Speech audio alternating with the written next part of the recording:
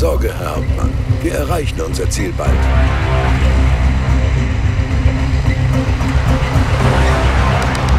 24 февраля 1945 года разведгруппа капитана Леонида Кусенкова доложила в штаб 26-й армии из-за линии фронта. Срочно, Матюшину. В районе Секеш-Фехервар замечено передвижение бронетехники к городу в количестве не менее 60 танков и 40 бронетранспортеров. Усилено патрулирование на дорогах. По всем признакам противником запланировано крупное контрнаступление. Кусенков. Срочно Кусенкову. Возвращение разведгруппы отставить. Приказываю установить количество бронетехники, сосредоточенной между городом Секеш-Фехервар и озером Балатон. Для выявления планов противника взять языка в звании не ниже гауптмана. О результатах доложить не позднее 26 февраля. Матюшин.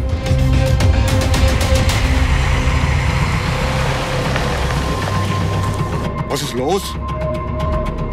Verdammt, das ist wirklich zu viel. Keine Sorge, Herr Hauptmann. Es ist nur ein verrotteter Baum. Ich schiebe ihn zur Seite.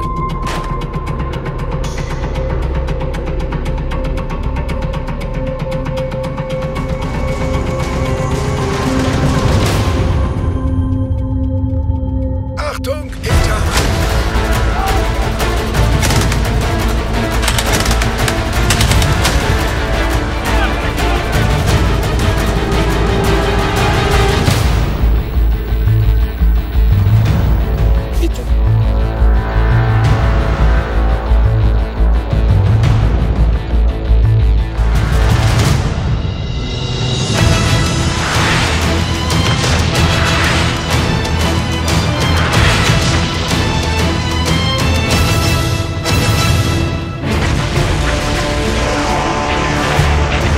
Зимой 1945 года Красная армия громит немецкие войска на всех фронтах. 13 февраля взят Будапешт. Следующей целью на южном пути к Берлину значится Вена. Ставка Верховного Главнокомандования отдает приказ о подготовке к новой наступательной операции. Положение гитлеровской Германии становится отчаянным. С потерей Венгрии Германия лишается значительной части промышленности. Опасность захвата нависает над последними нефтяными месторождениями у озера Балатон. С их утратой Рейх остается без нефтепродуктов. Несмотря на прямую угрозу Берлину, Гитлер перебрасывает под Балатон элитную 6-ю танковую армию СС. Именно ей, при поддержке 6-й полевой и 2-й танковой армии, он планирует нанести сокрушительное поражение всему южному флангу советских войск. Гитлер придавал этому сражению исключительное значение. Отбросив Красную армию от Балатона, немцы затянули бы войну на несколько месяцев. Советским соединениям между Балатоном и Дунаем предстоит выдержать мощный удар, в который немцы вложили последние резервы и отчаяние обреченных.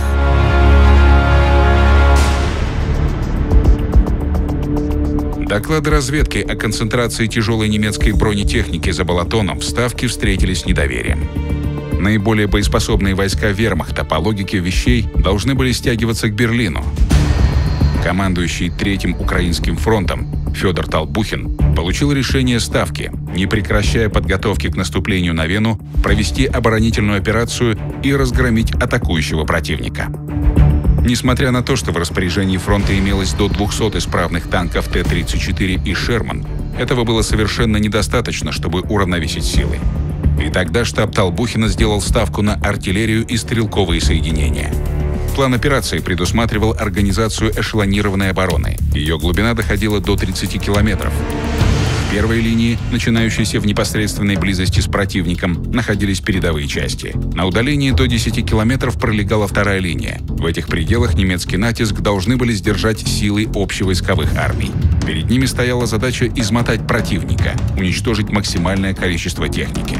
Направление на Будапешт и левый берег Дуная прикрывала 3-я линия. Ее войска подчинялись непосредственно штабу фронта. К 3-й линии были оттянуты 2 танковых корпуса и 1-й гвардейский механизированный корпус. Танки и самоходные орудия 3 корпусов Толбухин берег как мобильный резерв на случай прорыва армейского рубежа, стремясь сохранить бронетехнику для наступления к Вене. К началу марта артиллерийский дивизион капитана Петра Михина выдвинули на передний край обороны. Месяцем раньше под Будапештом его дивизион уже отражал атаку танков, подбил 9, но остальные прорвались в расположение и раздавили орудия гусеницами. Погиб почти весь личный состав. В отдалении слышался гул многочисленных моторов.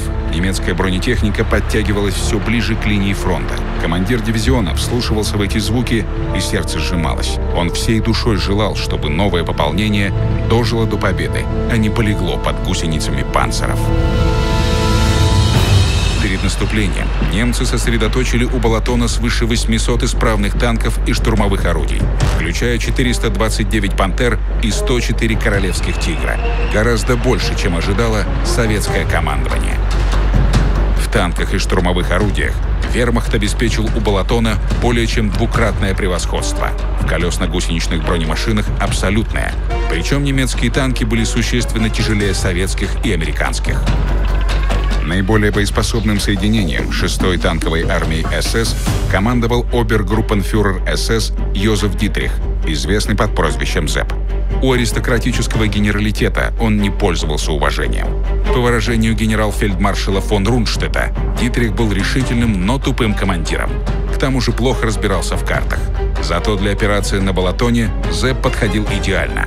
Он обладал личной харизмой, способностью безраздельно увлечь за собой подчиненных. «Я верю в успех», — писал в дневнике обершарфюрер СС Эрнст Баркман из танковой дивизии Das Reich 6-й армии Зеппа Дитриха.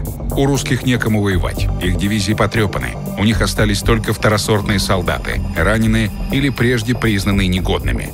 Русские набирают новобранцев в диких азиатских окраинах, либо на западных землях. Они не желают умирать за большевиков.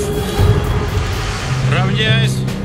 Действительно, после февральских боев танковые части понесли потери. В батальоне капитана Василия Брюхова из 170-й танковой бригады не осталось ни танков, ни личного состава. Он, легко раненый, сбежал из госпиталя на фронт.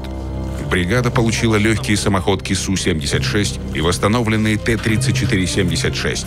К ним пополнение из необстрелянных призывников. Но эсэсовец зря их недооценивал. К марту большинство исправных танков было сведено в одну бригаду на случай ликвидации прорыва. 18-й танковый корпус занял позицию за озером Веленце. Механизированный корпус с Шерманами был отведен к Дунаю в качестве резерва и последней линии обороны на востоке. 23-й танковый корпус находился на северном фланге, прикрывая направление на Будапешт. В нем уцелело всего 20 танков, меньше, чем полагается танковой бригаде. План немецкого наступления под поэтическим названием «Весеннее пробуждение» отталкивался от превосходства в бронетехнике и предусматривал одновременное нанесение 3 ударов. Главный из них готовился с плацдарма между озерами Балатон и Веленце силами эсэсовской танковой армии при поддержке 6-й общевойсковой армии. С юга наносились 2 вспомогательных удара. Немцы рассчитывали рассечь боевые порядки 3-го Украинского фронта и разгромить его. У них были все возможности достигнуть цели. Скрыть армаду тяжелых танков на рубеже Балатон-Веленце немцам, несмотря на строжайшие меры секретности, не удалось. В результате на этом танкоопасном направлении советское командование разместило основную массу артиллерии. На юге Венгрии оборону держали подчиненные Толбухину 3-я Югославская и 1-я Болгарская армии. Но командующий с отчаянием понимал, что подавляющее преимущество противника в тяжелой бронетехнике почти ничто не могло компенсировать.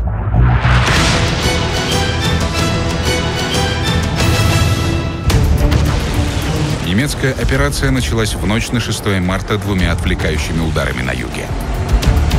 2-я танковая армия вермахта двинулась на Капашвар. Под натиском немцев оборона 1-й болгарской армии была прорвана. Соединения немецких союзников, венгерские и боснийские формирования, форсировали реку Драву и заняли стратегически важный плацдарм на ее левом берегу. Атака с юга стала неприятным сюрпризом для советского командования. Основной удар немцев ожидался севернее Балатона, и он не заставил себя долго ждать. Наступление началось к 9 утра. После получасовой артподготовки в бой двинулись танки Зеппа Дитриха. Но в этот раз неприятный сюрприз ждал экипажи элитных танковых соединений немцев. Обершарфюрер Баркман записал в дневнике: Иваны приготовили множество ловушек. Русские орудия стоят на виду, и как только мы сокрушаем их батареи, они открывают огонь сбоку. Мы побеждаем, но не представляем, откуда русские выскочат в следующий раз. Слева танки! Вижу! Прицел Морфи! 8! Бронебойным заряжай! Асам 6-й танковой армии СС на собственном опыте довелось испробовать тактическую заготовку русских – артиллерийский прием под названием «Огненный мешок». Ориентир слева, одинокое дерево! Дивизион из 2 или 3 батарей в центре позиции именовался заигрывающим. Огонь! Он первым начинал вести огонь, раскрывая свое положение и, по сути, принимая удар на себя.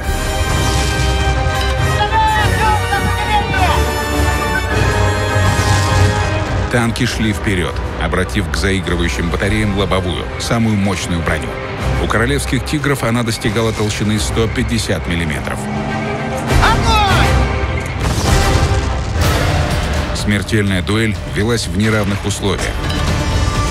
Осколочно-фугасные снаряды танков, даже разорвавшись вблизи расчета, обрекали его на верную гибель. Прицел 6! Орудие!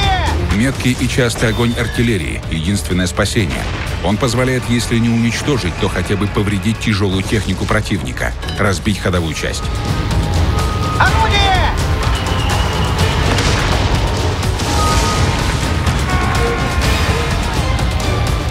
Когда танкам оставалось преодолеть последние сотни метров до заигрывающего дивизиона, немцы неожиданно получали удар из засады.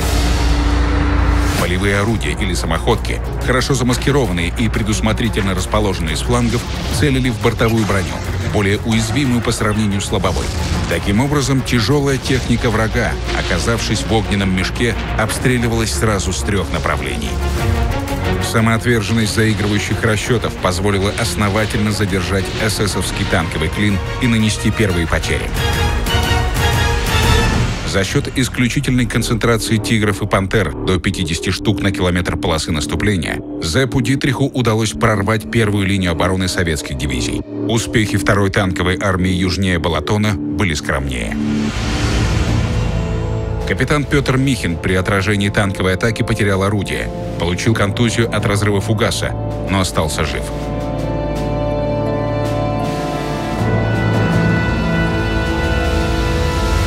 С самого начала немецкая операция дала сбой. Сопротивление советских войск оказалось намного мощнее ожидаемого. К тому же Зеппу Дитриху в узком пространстве между Балатоном и Веленце не удалось бросить в сражение всю 6-ю армию. 2-й танковый корпус СС начал выдвижение только к вечеру. Упущенное днем немцы пытались наверстать ночью. Танки, САУ и бронетранспортеры эсэсовцев были снабжены приборами ночного видения, оптическими трубами обзора и инфракрасными прожекторами.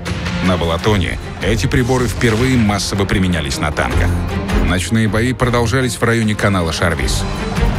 Советская сторона инфракрасных устройств не имела. Место сражения пытались осветить ракетами и снарядами с пиротехническим зарядом. Это помогло лишь частично, демаскируя позиции обороняющихся. В первые сутки боев Красная армия была вынуждена оставить важный населенный пункт Шерегельиш к востоку от озера Веленце. Но немцам не удалось главное – прорыв в глубину обороны. Командующий фронтом сохранил полный контроль над войсками. Не было ни паники, ни дезорганизации. На 2-й день операции немецкие танки двинулись к востоку от Шерегельиша на позиции советского 18-го танкового корпуса. Федор Толбухин приказал организовать контратаку. В ней приняли участие все резервы корпуса, включая полученный в тот же день из ремонта 20-34-ок с необученными экипажами. Для отражения контрудара немцы использовали самоходные установки. В 6-й армии СС они были представлены Насхорнами, Мардерами и Як-Пантерами. По-прежнему эффективно действовали проверенные штуги. Благодаря низкому профилю они отличались малой заметностью, в них было сложнее попасть. «Мы отбились от Иванов», — писал в дневнике Эрнст Баркман, чей энтузиазм заметно снизился, но не чертовски упорный.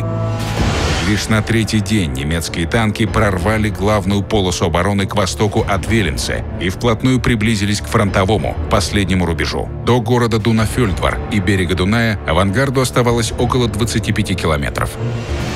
Толбухин усилил 18-й танковый корпус самоходной артиллерией и перебросил его на самое острие немецкого удара. Командир дивизиона Су-100, присланного на усиление бригады за день до этого, назойливо просил у комбрига разрешения на открытие огня. Только подпустив немцев на 500 метров, комбат дал сигнал. Наша оборона ожила. Открыли огонь все танки, самоходные установки и противотанковые пушки. Начался жестокий смертельный бой. Влево 90, полный! 34-ки двинулись вперед, чтобы не оставаться неподвижными мишенями в прицелах вражеских наводчиков. Слева танк противника, слева 20. Бронетехника сошлась вплотную и смешалась. Экипажи вели огонь с минимальных дистанций. Вперед, малый! Здесь все решала реакция и точность выстрела. Выстрел!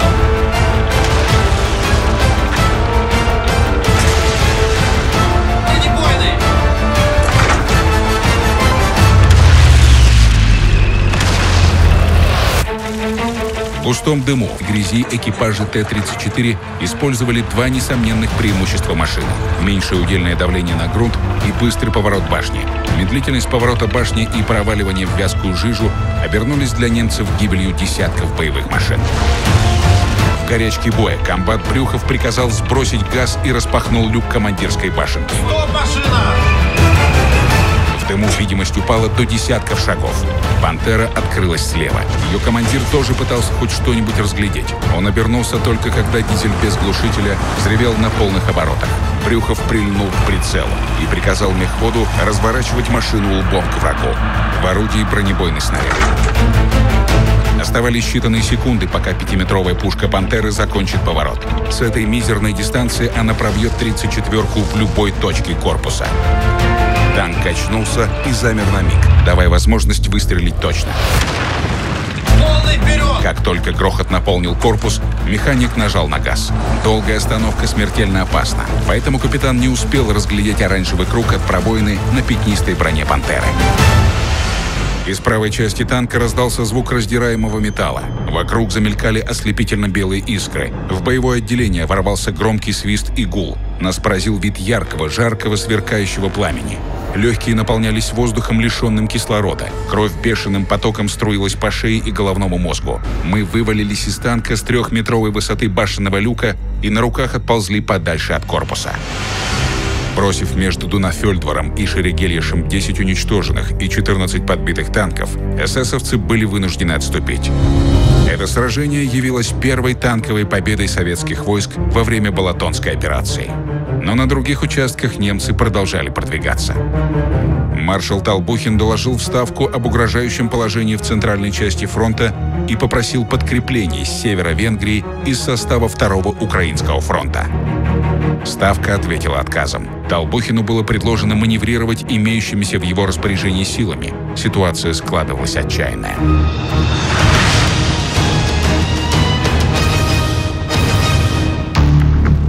Гитлер считал, что 6-я танковая армия СС и вся группа армии Юг находятся в шаге от победы. Один удар, и русские будут отброшены от нефтяных полей.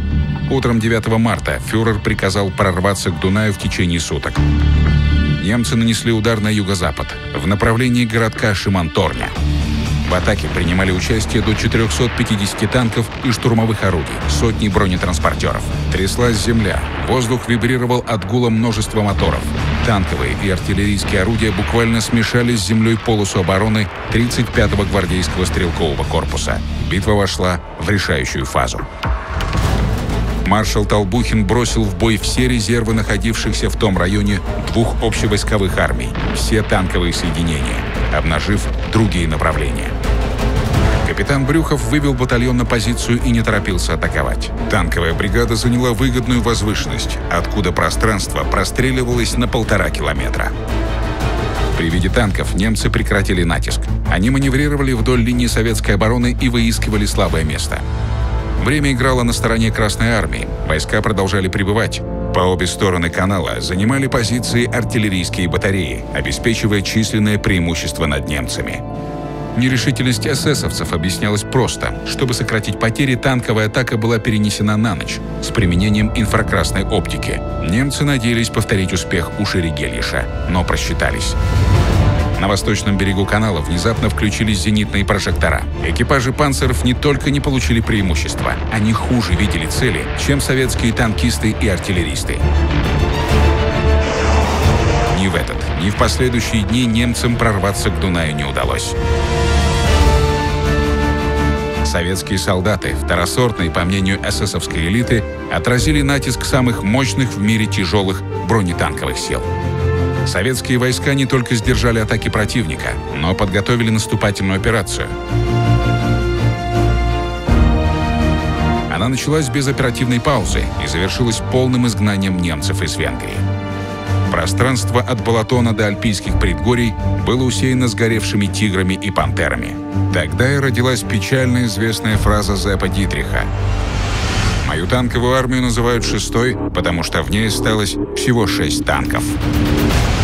Мало какое из сражений Второй мировой войны имело такие последствия. Армия Рейха лишилась снабжения топливом. Танковая элита нацистской Германии прекратила свое существование. Падение Вены ожидалось в ближайшие дни. Для защиты Берлина сохранились лишь крохи от прежних танковых армат. Немцы срочно эвакуировали из Восточной Пруссии всех лошадей, возвращаясь к гужевой тяге.